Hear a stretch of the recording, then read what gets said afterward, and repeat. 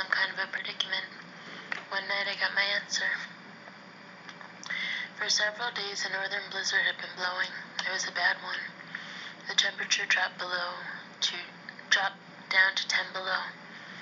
The storm started with a slow, cold drizzle and then sleet. When the wind started blowing, everything froze, leaving the ground as slick as glass. Trapped indoors, I was as nervous as a fish out of water. I told Mama I guessed it was just going to storm all winter. She laughed and said, "I don't think it will, but it does look like it will last for a while." She ruffled up my hair and kissed me between the eyes. This did rile me up. I didn't like to be kissed like that. It seemed that I could practically rub my skin off and still feel it, all wet and sticky and kind of burning. Sometime on the 5th night, the storm blew itself out, and it snowed about 3 inches. The next morning, I went out to my doghouse.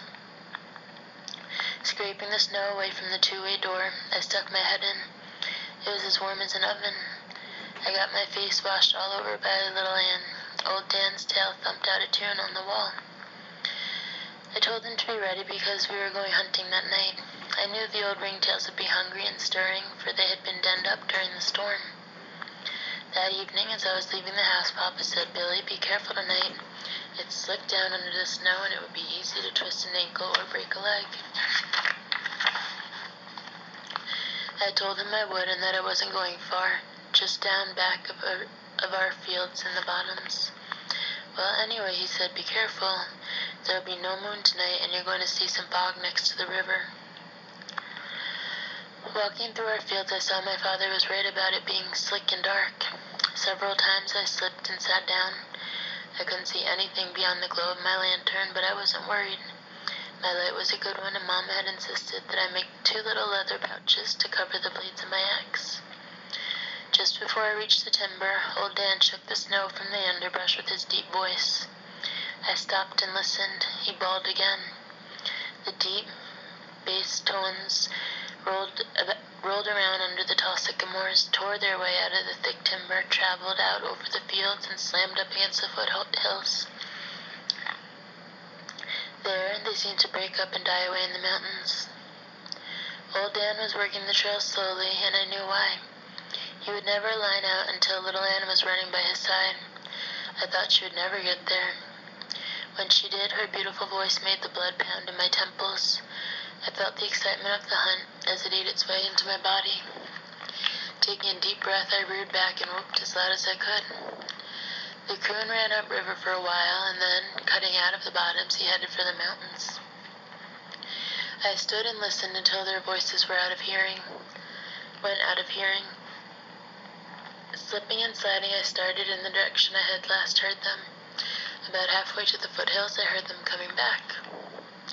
Somewhere in the rugged mountains, the coon had turned and headed toward the river. It was about time for him to play out a few tricks, and I was wondering what he would do. I knew it would be hard for him to hide his trail with snow on the ground, and I realized later that the smart old coon knew this too. As the voices of my dogs grew louder, I could tell that they were coming straight toward me. Once I started to blow out my lantern, thinking that maybe I could see them when they crossed our field, but I realized I didn't stand a chance of seeing the race in the skunk-black night. Down out of the mountains they brought him, singing a hound dog song on his heels. The coon must have scented me or seen my lantern. He cut to my right and ran between our house and me. I heard screaming and yelling from my sisters. My father started whooping. I knew my whole family was out on the porch listening to the beautiful voices of my little red hounds. I felt as tall as the tallest sycamore on the riverbank. I yelled as loud as I could. Again I heard the squealing of my sisters and the shouts of my father. The deep voices of old Dan and little Ann bored a hole in the inky black night. The vibrations rolled and quivered in the icy silence. The coon was heading for the river. I could tell my dogs were crowding him and wondered if he'd make it to the water. I was hoping he wouldn't, for I didn't want to wade the cold water unless I had to do it. I figured the smart old coon had a reason for turning and coming back to the river and wondered what trick he had in mind. I remembered something my grandfather had told me. He said, "Never underestimate the cunning of an old river coon."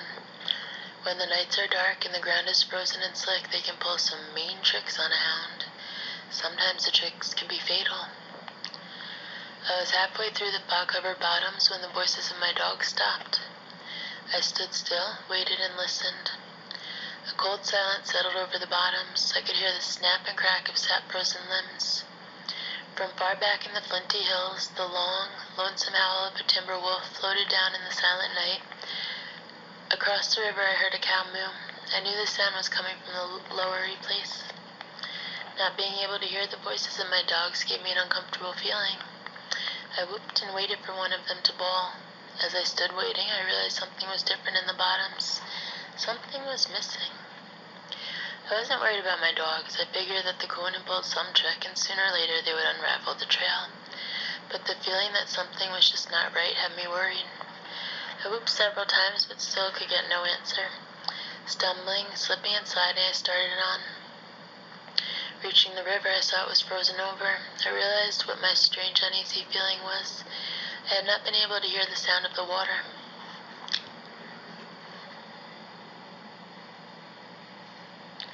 As I stood listening, I heard a gurgling out in the middle of the stream. The river wasn't frozen all the way across. The still, eddy waters next to the banks had frozen, but out in the middle, where the current was swift, the water was running, leaving a trough in the ice pack. The gurgling sound I had heard was the swift current as it sucked its way through the channel. The last time I had heard my dogs, they were downstream from me. I walked on, listening. I hadn't gone far when I heard old Dan. What I heard froze the blood in my veins. He wasn't bawling on a trail or giving the tree bark. It was one long, continuous cry. In his deep voice, there seemed to be a pleading cry for help. Scared, worried, and with my heart beating like a churn dasher, I started toward the sound. I almost passed him, but with another cry, he let me know where he was. He was out on the ice pack. I couldn't see him for the fog. I called to him, and he answered with a low whine. Again I called his name. This time he came to me. He wasn't the same dog. His tail was between his legs, and his head was bowed down. He stopped about 7 feet from me. Sitting down on the ice, he raised his head and howled the most mournful cry I had ever heard. Turning around, he trotted back out on the ice and disappeared in the fog. I knew something had happened to little Anne. I called her name. She answered with a pleading cry. Although I couldn't see her, I guessed what had happened. The coon had led them to the river. Running out on the ice, he had leaped across the top. My dogs out on the trail had followed. Old Dan, a more powerful dog than little Anne, had made his leap. Little Anne had not made it. Her small feet had probably slipped on the slick ice, and she had fallen into the icy waters. Old Dan, seeing the fate of his little friend, had quit the chase and come back to help her. The smart old coon had pulled his trick, and a deadly one it was. I had to do something. She would never be able to get out by herself. It was only a matter of time until her body would be paralyzed by the freezing water. Laying my axe down, I held my lantern out in front of me and stepped out on the ice. It started cracking and popping. I jumped back to the bank. Although it was thick enough to hold the light weight of my dogs, it would never hold me. Little Anne started whining and begging for help. I went all to pieces and started crying. Something had to be done, and done quickly, or my little dog was lost. I thought of running home for a rope or for my father, but I knew she wouldn't last until I got back. I was desperate. It was impossible for me to swim in the freezing water. I wouldn't last for a minute. She cried again, begging for the one thing I couldn't give her, help. I thought if only I could see her, maybe I could figure out some way I could help. Looking at my lantern gave me an idea. I ran up the bank about 30 feet, turned and looked back. I could see the light, not well, but enough for what I had in mind. I grabbed my lantern and axe and ran for the bottoms. I was looking for a stand of wild cane. After what seemed like ages, I found it. With the longest one I could find, I hurried back. After it was trimmed and the limber end cut off, I hung the lantern by the handle on the end of it and started easing it out on the ice. I saw old Dan first. He was sitting close to the edge of the trough, looking down. Then I saw her. I groaned at her plight. All I could see was her head and her small front paws. Her claws were spread out and digging into the ice. She knew if she ever lost that hold, she was gone. Old Dan raised his head and howled. Hound though he was, he knew it was the end of the trail for his little pal. I wanted to get my light as close to Little Ann as I could, but my pole was a good 8 feet short. Setting the lantern down, I eased the pole from under the handle. I thought, I'm no better off than I was before. In fact, I'm worse off. Now I can see when the end comes. Little Ann cried again. I saw her claws slip on the ice. Her body settled lower in the water. Old Dan howled and started fidgeting. He knew the end was close. I didn't exactly know when I started out toward my dog. I had taken only 2 steps when the ice broke. I twisted my body and fell toward the bank. Just as my hand closed on a root, I thought my feet touched bottom, but I wasn't sure. As I pulled myself out, I felt the numbing cold creep over my legs. It looked so hopeless. There didn't seem to be any way I could save her. At the edge of the water stood a large sycamore. I got behind it, anything to blot out that heartbreaking scene. Little Ann, thinking I had deserted her, started crying. I couldn't stand it. I opened my mouth to call old Dan. I wanted to tell him to come on and we'd go home, as there was nothing we could do. The words just wouldn't come out. I couldn't utter a sound. I laid my face against the icy cold bark of the sycamore. I thought of the prayer I had said when I had asked God to help me get 2 hound pups. I knelt down and sobbed out a prayer. I asked for a miracle which would save the life of my little dog. I promised all the things that a young boy could if only he would help me. Still saying my prayer and making promises, I heard a sharp metallic sound. I jumped up and stepped away from the tree. I was sure the noise I heard was made by a rattling chain on the front end of a boat. I shouted as loud as I could, "Over here, I need help. My dog is drowning." I waited for an answer. All I could hear were the cries of Little Ann. Again I hollered, "Over here, over on the bank, can you see my light? I need help, please hurry." I held my breath, waiting for an answering shout. I shivered from the freezing cold in my wet shoes and overalls. A straining silence settled over the river. A feathery rustle swished by in the blackness. A flock of low-flying ducks had been disturbed by my loud shouts. I strained my ears for some sound. Now and then I could hear the lapping slap of the ice-cold water as it swirled its way through the trough. I glanced to Little Ann. She was still holding on, but I saw her paws were almost at the edge. I knew her time was short. I couldn't figure out what I had heard. The sound was made by metal striking metal, but what was it? What could have caused it?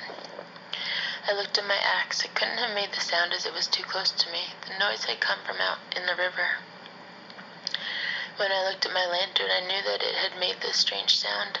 I had left the handle standing straight up when I had taken the pole away. Now it was down. For some unknown reason, the stiff wire handle had twisted in the sockets and dropped. As it had fallen, it had struck the metal frame, making the sharp metallic sound I had heard. As I stared at the yellow glow of my light, the last bit of hope faded away. I closed my eyes, intending to pray again for the help I so desperately needed. Then, like a blinding red flash, the message of the lantern bored its way into my brain. There was my miracle. There was the way to save my little dog. And the metallic sound I had heard were my instructions. They were so plain. I couldn't help but understand them. The bright yellow flame started flickering and dancing. It seemed to be saying, "Hurry, you know what to do." Faster than I'd ever moved in my life, I went to work. With a stick, I measured the water in the hole where my feet had broken through the ice. I was right, my foot had touched bottom. 18 inches down, I felt the soft mud. With my pole, I fished the lantern back to the bank. I took the handle off, straightened it out, and bent a hook in one end. With one of my shoelaces, I tied the wire to the end of the cane pole. I left the hook sticking out about 6 inches beyond the end of it. I started shouting encouragement to Little Ann. I told her to hang on and not to give up, for I was going to save her. She answered with a low cry. With the hook stuck in one of the ventilating holes in the top of my light, I lifted it back out on the ice and set it down. After a little wiggling and pushing, I worked the hook loose and laid the pole down. I took off my clothes, picked up my axe, and stepped down into the hole in the icy water. I came to my knees. Step by step, breaking the ice with my axe, I waded out. The water came up to my hips and then to my waist. The cold bite of it took my breath away. I felt my body grow numb. I couldn't feel my feet at all, but I knew they were moving. When the water reached my armpits, I stopped and worked my pole toward Little Ann. Stretching my arms as far out as I could, I saw I was still a foot short. Closing my eyes and gritting my teeth, I moved on. The water reached my chin. I was close enough. I started hooking at the collar of Little Ann. Time after time, I felt the hook almost catch. I saw I was fishing on a wrong ankle. She had settled so low in the water I couldn't reach her collar. Raising my arms above my head so the pole would be on a slant, I kept hooking and praying. The seconds ticked by. I strained for 1 more inch. The muscles of my arms grew numb from the weight of the pole. Little Ann's claws slipped again. I thought she was gone. At the very edge of the ice, she caught again. All I could see now were her small red paws and her nose and eyes. By old Dan's actions, I could tell he understood and wanted to help. He ran over close to my pole and started digging at the ice. I whopped him with the cane. That was the only time in my life I ever hit my dog. I had to get him out of the way so I could see what I was doing. Just when I thought my task was impossible, I felt the hook slide under the tough leather. It was none too soon. As gently as I could, I dragged her over the rim of the ice. At first, I thought she was dead. She didn't move. Old Dan started whining and licking her face and ears. She moved her head. I started talking to her. She made an effort to stand, but couldn't. Her muscles were paralyzed, and the blood had long since ceased to flow. At the movement of Little Ann, old Dan threw a fit. He started barking and jumping. His long red tail fanned the air. Still holding onto my pole, I tried to take a step backward. My feet wouldn't move. A cold, gripping fear came over me. I thought my legs were frozen. I made another effort to lift my leg. It moved. I realized that my feet were stuck in the soft, muddy bottom. I started backing out, dragging the body of my little dog. I couldn't feel the pole in my hands. When my feet touched the icy bank, I couldn't feel that either. All the feeling in my body was gone. I wrapped Little Ann in my coat and hurried into my clothes. With the pole, I fished my light back. Close by was a large drift. I climbed up on top of it and dug a hole down through the ice and snow until I reached the dry limbs. I poured half of the oil in my lantern down into the hole and dropped in a match. In no time, I had a roaring fire. I laid Little Ann close to the warm heat and went to work. Old Dan washed her head with his warm red tongue while I massaged and rubbed her body. I could tell by her cries when the blood started circulating. Little by little, her strength came back. I stood her on her feet and started walking her. She was weak and wobbly, but I knew she would live. I felt much better and breathed a sigh of relief. After drying myself out the best I could, I took the lantern handle from the pole, bent it back to its original position, and put it back on the lantern. Holding the light out in front of me, I looked at it. The bright metal gleamed in the firelight glow. I started talking to it. I said, "Thanks, old lantern, more than you'll ever know.